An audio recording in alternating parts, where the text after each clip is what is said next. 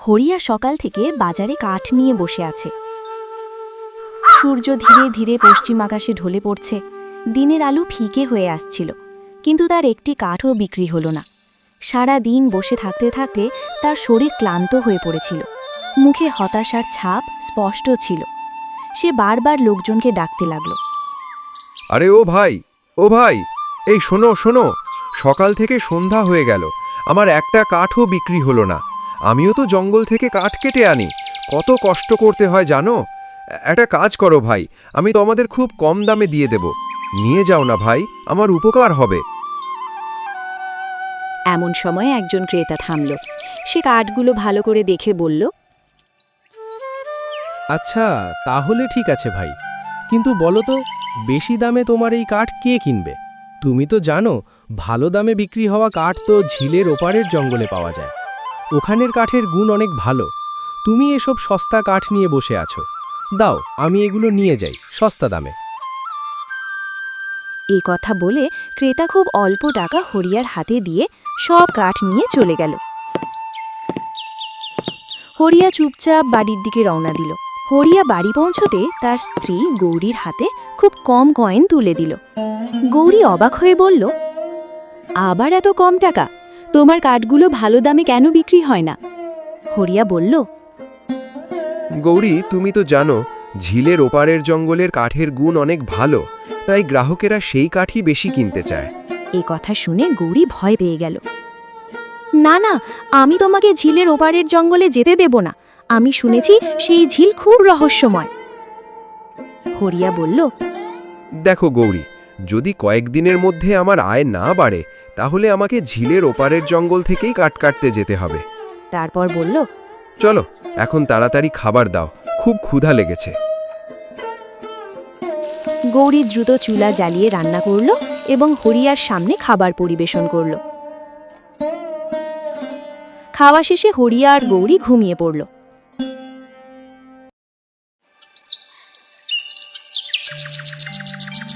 পরদিন হরিয়া জঙ্গলে গেল।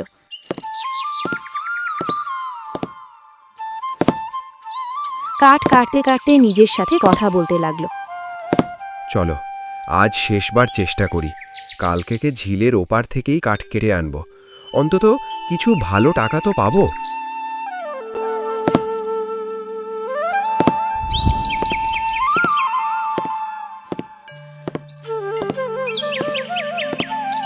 কিছুক্ষণ পর হরিয়া কাঠ নিয়ে গ্রামের বাজারে এলো। সকাল থেকে সন্ধ্যা পর্যন্ত বসে থাকলো, কিন্তু তার একটি কাঠও বিক্রি হলো না। হতাশ হয়ে সে আরেকজন দোকানদারের কাছে গেল যে কাঠ বিক্রি করছিল। হরিয়া বলল, ভাই, সকাল থেকে আমার একটা কাঠও বিক্রি হয়নি, তুমি সব কাঠ নিয়ে নাও, যা ইচ্ছা দাম দাও। দোকানদার হেসে বলল, ঠিক আছে ভাই, দাও। হরিয়া সব কাঠ দিয়ে দিল। দোকানদার তার হাতে 5টি মুদ্রা দিল। হরিয়া অবাক হয়ে বলল, কি, মাত্র 5টা মুদ্রা? গতকাল তো একজন ক্রেতা এতগুলো কাঠের জন্য আমাকে 10টা মুদ্রা দিয়েছিল। দোকানদার বলল, ভাই, 5টা মুদ্রা ঠিকই দিয়েছি, তোমার কাঠ 10 মুদ্রাতেই বিক্রি হবে। 5টা মুদ্রা লাভ তো আমারও হওয়া উচিত, তাই না? তুমি ঝিলের ওপারের জঙ্গলে কাঠ কাটতে যাও না কেন? হরিয়া বলল, আমার স্ত্রী যেতে দেয় না, আর গ্রামের লোকেরাও বলে ঝিলের ভেতরে অনেক রহস্যময় ঘটনা ঘটে। দোকানদার বলল, দেখো ভাই, আমার দোকানে অনেক কাঠুরে আসে। তারা সকালেই ঝিলের ওপারের জঙ্গলে যায় আর দুপুরের মধ্যে অনেক কাঠ কেটে নিয়ে আসে, তারপর থলি ভরে টাকা নিয়ে যায়। খুব ভালো রোজগার করে। হরিয়া কোনো উত্তর না দিয়ে চুপচাপ বাড়ি ফিরে গেল। বাড়ি পৌঁছতেই গৌরী বলল, এ কি, তোমার আয় তো বাড়ার বদলে দিন দিন কমে যাচ্ছে। হরিয়া বলল, গৌরী, আমি ঠিক করেছি, কাল সকালে ঝিলের ওপারের জঙ্গলে গিয়ে কাঠ কাটব, এবার আমাকে আটকাতে যেও না। গৌরী চুপ হয়ে গেল, কারণ তার আর কিছু বলার ছিল না। হরিয়ার আয় সত্যিই দিন দিন কমে যাচ্ছিল।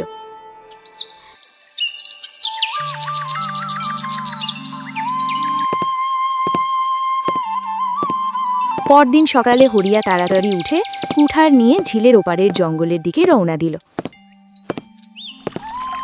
ঝিলের কাছে পৌঁছে সে থেমে গেল। চারদিকে নিস্তব্ধতা, ঝিলের ওপর অদ্ভুত কুয়াশা ভাসছে। হরিয়া ভয়ে বলল, বাপরে, এখানে তো খুব অদ্ভুত নীরবতা। ঝিলের পানিটাও খুব রহস্যময় লাগছে। এখানে বেশিক্ষণ থাকা উচিত নয়। এ কথা বলে সে এগিয়ে গেল এবং ঘন জঙ্গলে ঢুকে পড়ল। হরিয়া অনেক পরিশ্রম করে কাঠ কাটতে লাগলো।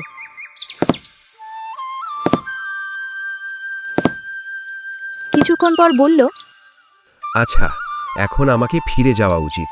সে কাঠের বোঝা বানিয়ে মাথায় তুলে বাড়ির দিকে রওনা দিল। কিন্তু ঝিলের কাছে পৌঁছতেই হঠাৎ ভয়ঙ্কর বৃষ্টি শুরু হলো।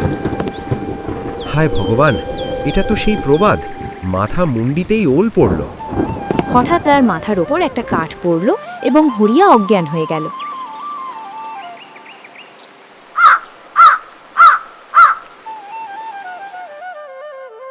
অনেকক্ষণ পরে তার জ্ঞান ফিরল। সে চমকে উঠে বলল, হায় ভগবান, কতক্ষণ আমি অজ্ঞান ছিলাম। এখন তো রাত হয়ে গেছে। ঠিক তখনই তার চোখ ঝিলের পানির দিকে গেল। পানিতে সোনালি আলো ঝলমল করছে। এটা তো সত্যিই আশ্চর্য। পুরো ঝিল যেন সোনার আলোয় ঝকঝক করছে। যেন এই ঝিল নয়, এর পানিই যেন সোনা। ঠিক তখন পানিতে ঢেউ উঠল, আর তার ভেতর থেকে একটা সোনার বক বেরিয়ে এলো। হরিয়া অবাক হয়ে তাকিয়ে রইল। হায় ভগবান, এটা তো পুরো সোনার বক। সে ভাবল, এক কাজ করি, এটাকে ধরে ফেলি। আমার স্ত্রীকে দেখাবো, সে খুব খুশি হবে। হরিয়া হাত বাড়াতেই হঠাৎ থেমে গেল। আমি কি করতে যাচ্ছি? এটা সোনার হলেও তো একটা জীবন্ত প্রাণী। যদি আমি এটাকে গ্রামে নিয়ে যাই আর কেউ দেখে ফেলে, তাহলে লোকেরা তো একে মেরে ফেলবে। ঠিক তখনই সোনার বক ঘুরে ধীরে ধীরে হরিয়ার কাছে এসে দাঁড়ালো। হরিয়া ভয়ে পিছিয়ে গেল। বকটি বলল, তোমার মনে যা চলছে আমি সব শুনতে পারি। তুমি খারাপ মানুষ নও আর লোভীও নও, শুধু তুমি গরিব।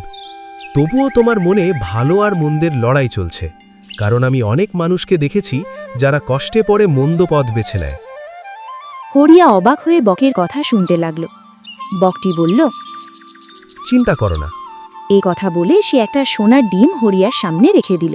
সোনার বকটি বলল, এই সোনার ডিমটি নিয়ে যাও। যদি তোমার আরও প্রয়োজন হয় তাহলে 3 দিন পরে আবার এখানে চলে এসো। ঝিলের ধারে দাঁড়িয়ে সোনার বক বলে ডাকলেই আমি চলে আসব।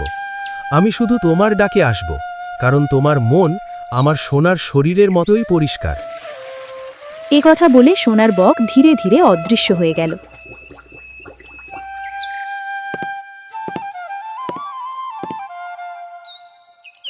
হরিয়া সোনার ডিমটি তুলে নিয়ে দৌড়ে বাড়ির দিকে রওনা দিল। বাড়ির কাছাকাছি পৌঁছতেই পথে গ্রামের সাহুকারের চাকর বীরজুর সাথে দেখা হলো। বীরজু বলল, এই হরিয়া ভাই, এত রাতে কোথা থেকে আসছো? হরিয়া বলল, জঙ্গলে গিয়েছিলাম। মাঝপথে ঝড় বৃষ্টি শুরু হয়ে গেল, তাই দেরি হয়ে গেল। বীরজু সন্দেহের চোখে বলল, তুমি তো আজ ঝিলের ওপারের জঙ্গলে গিয়েছিলে। সবাই তো দুপুরেই ফিরে আসে, আর তুমি এখন রাত করে ফিরছো। ব্যাপারটা কিন্তু অদ্ভুত। কিন্তু হরিয়া কিছু না বলে সোজা বাড়ির দিকে চলে গেল। বীরজু মনে মনে বলল, এত তাড়াহুড়ো করছে কেন? নিশ্চয়ই কিছু লুকোচ্ছে। দেখি তো ব্যাপারটা কি। এ কথা বলে সে চুপি চুপি হরিয়ার পিছু নিল।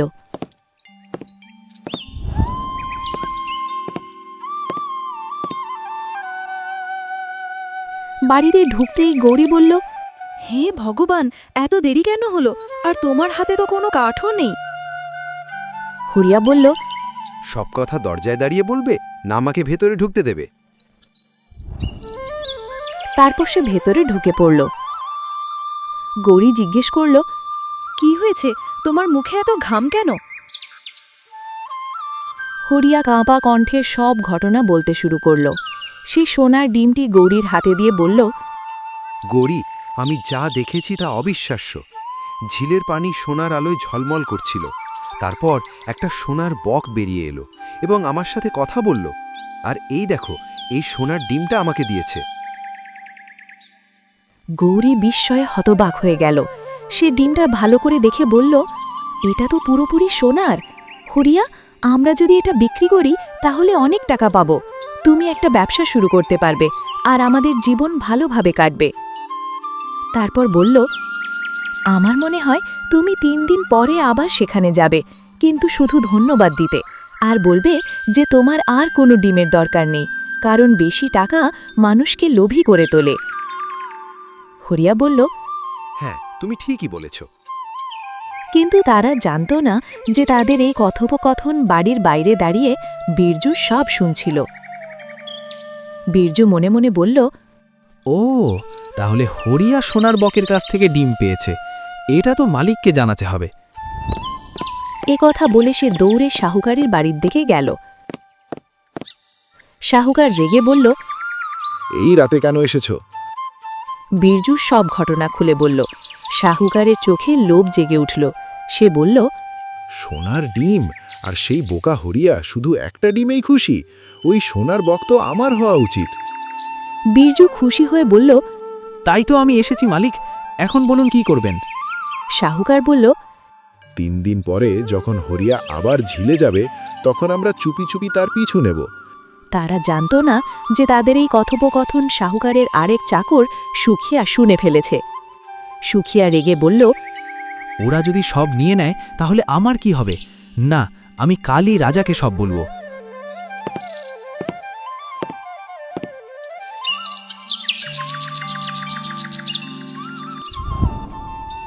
পরদিন সুখিয়া রাজদরবারে গেল।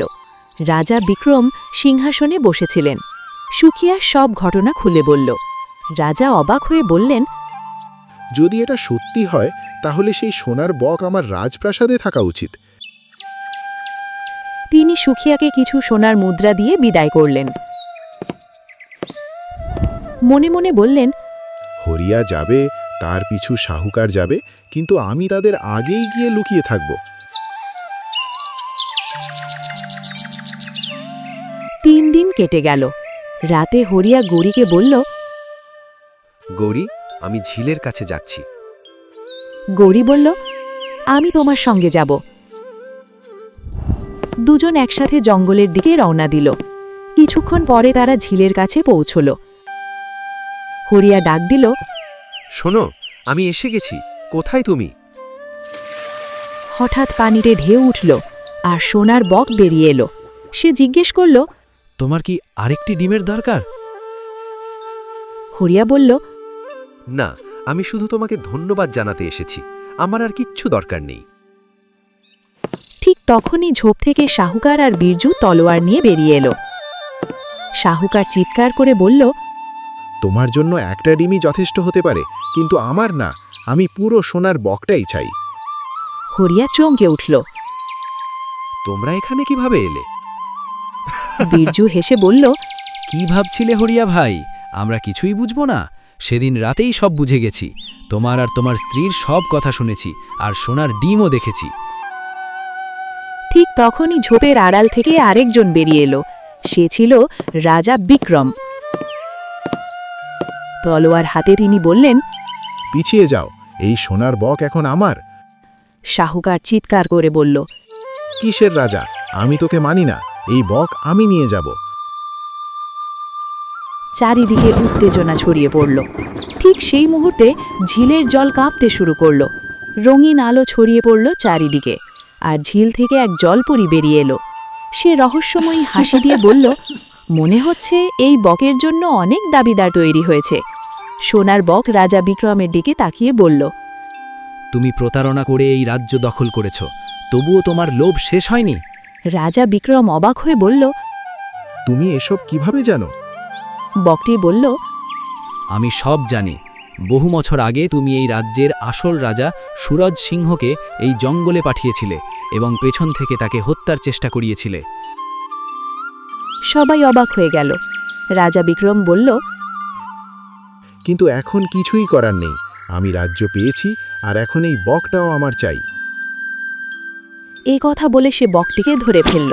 ঠিক তখনই শাহুকার তাকে ধাক্কা দিয়ে বলল, এই বক আমার, তুই কোনো রাজা না। শাহুকার বকটিকে নিজের হাতে নিয়ে নিল। হরিয়া চিৎকার করে বলল, না, এই বকের কোনো দোষ নেই। সে এগিয়ে গিয়ে শাহুকারকে ধাক্কা দিয়ে বকটিকে নিজের হাতে নিয়ে নিল। আমি এই বকটাকে কিছু হতে দেব না। ঠিক তখনই জলপরি বলল, তোমরা তিনজনেই এই বকটিকে ছুঁয়েছ, তাই এটি এখন অভিশপ্ত। সবাই স্তব্ধ। জলপরি বলল, এখন যে এই বকটিকে নিজের কাছে রাখবে সে 9 দিনের মধ্যে মারা যাবে, আর যদি কেউ না নেয় তাহলে এই বকটি মারা যাবে। সবাই ভয়ে কাঁপতে লাগল। শাহুকার বলল, না না, আমি এটা নেব না, বেঁচে থাকাই ভালো। রাজা বিক্রমও পিছিয়ে গেল। জলপরি হরিয়ার দিকে তাকিয়ে বলল, তুমি কি সিদ্ধান্ত নেবে? হরিয়া কিছুক্ষণ চুপ থেকে বলল, যদি আমি এটাকে নিয়ে যাই তাহলে আমি মারা যাব, কিন্তু বকটা বেঁচে থাকবে তো? জলপরি মাথা নাড়ল। হরিয়া দৃঢ় কণ্ঠে বলল, ঠিক আছে, আমি প্রস্তুত। আমি আমার প্রাণ দিয়ে হলেও এটাকে বাঁচাবো। এই কথা বলতেই হঠাৎ বকটি তার হাত থেকে পড়ে গেল। পরের মুহূর্তেই চারিদিকে আলো ছড়িয়ে পড়ল। সোনার বকটির রূপ বদলে এক দীপ্তিমান রাজাই পরিণত হল। সবাই অবাক। রাজা বিক্রম চিৎকার করে উঠল, সুরজ সিংহ। সেই আসল রাজা সুরজ সিং। রাজা সুরজ সিং সামনে দাঁড়িয়ে আছেন। তিনি বলতে শুরু করলেন, বহু বছর আগে আমি এই জঙ্গলে রাতে কাউকে খুঁজছিলাম। হঠাৎ এক ব্যক্তি আমার উপর আক্রমণ করে। আমি আত্মরক্ষার জন্যে তাকে হত্যা করি এবং তার দেহ এই পবিত্র ঝিলে ফেলে দিই। ঠিক তখনই জলপরি আবির্ভূত হয়েছিল। সে রাগান্বিত হয়ে বলেছিল, তুমি এই পবিত্র ঝিলকে রক্ত দিয়ে অপবিত্র করেছ, তাই তুমি অভিশপ্ত হবে। পরের মুহূর্তেই রাজা সুরজ সিং সোনার বকে পরিণত হন। তিনি কাঁদতে লাগলেন। তখন জলপরীর মনে দয়া হল। সে বলল, আমি ভবিষ্যৎ দেখতে পাই। একদিন তোমার বিশ্বাসঘাতক সৈনিক বিক্রম এখানে আসবে, আর এক সৎ ও নিঃস্ব মানুষ আসবে, যার মন হবে সোনার মতো পবিত্র। যখন সেই মানুষ তোমার প্রাণ বাঁচাতে নিজের প্রাণ দিতে রাজি হবে, তখনই তুমি অভিশাপ থেকে মুক্তি পাবে। এ কথা বলে জলপরি অদৃশ্য হয়ে গিয়েছিল। আজ সেই ভবিষ্যৎবাণী সত্যি হল।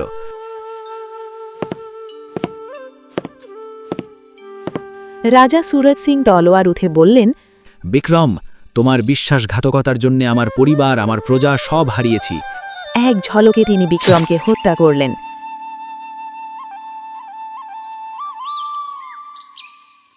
শাহুকার ভয়ে কাঁপতে কাঁপতে তার পায়ে পড়ে গেল। মহারাজ, আমাকে ক্ষমা করে দিন, আমি লোভে অন্ধ হয়ে গিয়েছিলাম। রাজা বললেন, তোমার অপরাধও কম নয়। তিনি শাহুকার ও বীরজুকে বন্দী করে কারাগারে পাঠালেন। এরপর তিনি নিজের সিংহাসনে ফিরে গেলেন। তিনি হরিয়া ও গৌরীকে সামনে ডেকে পাঠালেন। হরিয়া, তোমার মন সত্যি সোনার মতো পবিত্র। তুমি না থাকলে আমি আজও অভিশপ্ত হয়ে থাকতাম। রাজা ইশারা করতেই খাজাঞ্চি সোনা রূপার ঢের এনে তাদের সামনে রাখল। এখন থেকে তুমি রাজপ্রাসাদে উচ্চ পদে থাকবে। তোমার পরিবারে আর কখনো কোনো কিছুর অভাব হবে না। হরিয়া ও গৌরীর চোখে আনন্দের অশ্রু চলে এলো। হরিয়া বলল, দেখলে গৌরী, লোভ নয়, সৎ মনই মানুষকে সত্যিকারের ধনী করে তোলে। এরপর রাজা সুরজ সিংহের রাজ্যে আবার ন্যায় ফিরে এলো, আর হরিয়া সুখে শান্তিতে জীবন কাটাতে লাগল। অনেক অনেক কাল আগের কথা। গোপালপুর নামে একটি সুন্দর গ্রাম ছিল। সেই গ্রামে প্রতাপ চৌধুরী নামে এক বিশাল প্রতিপত্তি সম্পন্ন জমিদার বাস করতেন। প্রতাপ চৌধুরীর যেমন অঢেল ধন সম্পত্তি ছিল, তেমনি ছিল তার আকাশচুম্বী অহংকার। তার অধীনে হাজার হাজার একর জমি ছিল, কিন্তু তার হৃদয়ে গরিবদের জন্য কোনো দয়া ছিল না। সেই গ্রামেই এক প্রান্তে একটি ছোট্ট জীর্ণ কুঁড়েঘরে রামচরণ এবং তার স্ত্রী সুমতি বাস করতেন। তারা অত্যন্ত দরিদ্র ছিলেন। তাদের কোনো সন্তান ছিল না কোনো বিষয় সম্পত্তি। তাদের পুরো পৃথিবীটা গড়ে উঠেছিল তাদের একটি বৃদ্ধ গরুকে কেন্দ্র করে।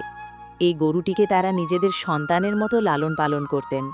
প্রতিদিন এই গরুর সামান্য দুধ বাজারে বিক্রি করে যা সামান্য পয়সা আসত, তা দিয়েই তাদের দুজনের দুবেলা আহার জুটত। একদিন সকালবেলা সুমতি ঘর ঝাড়ু দিতে দিতে দেখলেন গরুটা খুঁটিতে বাঁধা অবস্থায় করুণ সুরে ডাকছে। তিনি রামচরণকে ডেকে বললেন, ওগো শুনছ, বেলা তো অনেক হলো, ওই বেচারি গরুটার দিকে একটু চেয়ে দেখো, ও আজ সকাল থেকে কিছু মুখে দেয়নি, তাই ক্ষুধার জ্বালায় কেমন কাঁদছে। দয়া করে আর দেরি না করে ওকে একটু বাইরে নিয়ে গিয়ে কচি ঘাস খাইয়ে আনো। ও যদি একটু পেট ভরে ঘাস খেতে পারে তবেই ওর শান্তি হবে। রামচরণ একটু অসুস্থ বোধ করছিলেন। তিনি কপালে হাত দিয়ে বললেন, সুমতি, আজ শরীরটা বড্ড দুর্বল লাগছে। এছাড়া ঘরে পানের জলটুকুও শেষ হয়ে গেছে। আমি বরং আগে পাড়ার পুকুর থেকে এক কলস জল নিয়ে আসি, তারপর ওকে নিয়ে বেরোবো। সুমতি তখন ব্যস্ত হয়ে বললেন, না না, আপনি বরং যান, আমি আপনার জন্য পোটলাই করে 2টো রুটি আর একটি তরকারি বেঁধে দিচ্ছি। ফিরতে ফিরতে দুপুর হয়ে যাবে, তখন আপনারও তো খিদে পাবে। আপনি গরুর দড়িটা খুলুন, আমি খাবার নিয়ে এক্ষুনি আসছি। সুমতি ভেতর থেকে একটি পুরনো শতচ্ছিন্ন কাপড়ে পরম মমতায় খাবার বেঁধে দিলেন। রামচরণ লাঠি হাতে নিয়ে গরুটিকে নিয়ে নদীর ধারের দিকে রওনা হলেন। নদীর পাড়ে তখন সবুজ ঘাসে ছেয়ে গিয়েছিল। গরুটা সেখানে যাওয়া মাত্রই মনের সুখে ঘাস খেতে শুরু করল। রামচরণ একটু নিশ্চিন্ত হয়ে পাশে থাকা একটি প্রাচীন বটগাছের শীতল ছায়ায় বসলেন। তিনি ক্ষুধার্ত ছিলেন, তাই নিজের খাবারের পোটলাটি খুলে রুটি মুখে দিলেন।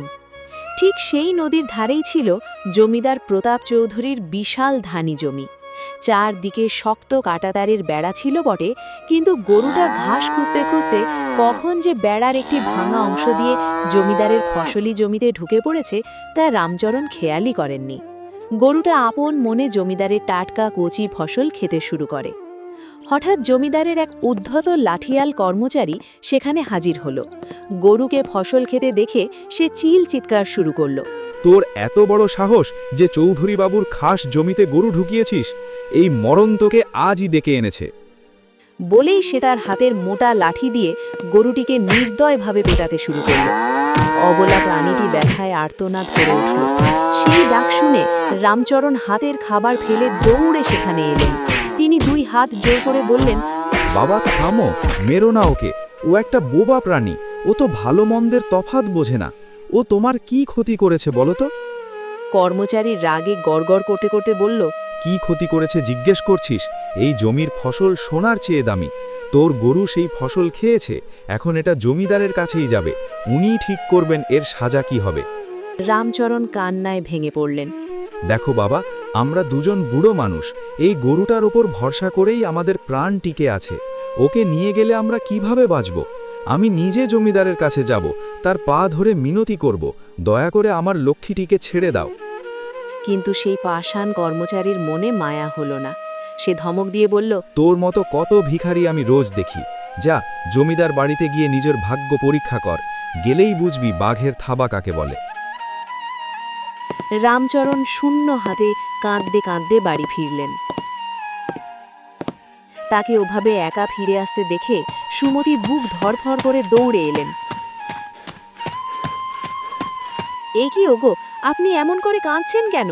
আমাদের গরু কোথায়? ওকে কার কাছে রেখে এলেন? রামচরণ ফুপিয়ে কেঁদে উঠে বললেন, সুমতি, জমিদারের লোক আমাদের গরু কেড়ে নিয়ে গেছে। ও নাকি জমিদারের ফসল খেয়ে ফেলেছে, তাই ওকে আটকে রেখেছে তারা। সুমতি আকাশ থেকে পড়লেন। একটু ঘাস খেয়েছে বলে গরুটা নিয়ে গেল?